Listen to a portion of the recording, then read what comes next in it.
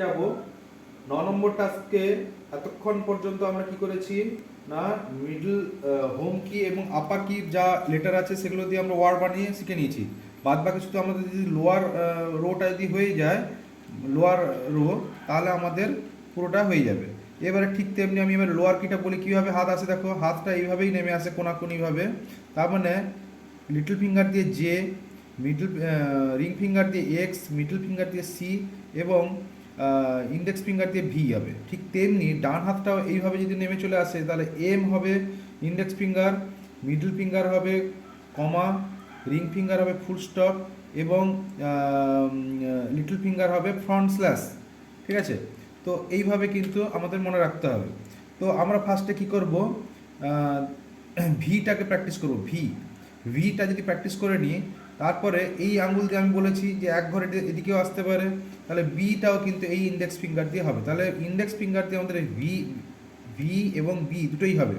ঠিক তেমনি ডান হাতের ইন্ডেক্স ফিঙ্গার দিয়ে আমাদের এম এবং এন দুটোই হবে। তাহলে আমরা টাইপ করি,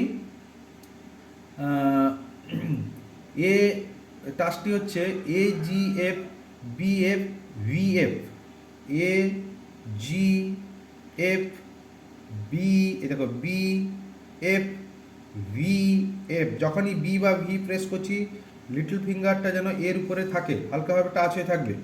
আবার দেখাচ্ছি A G F B B F V F.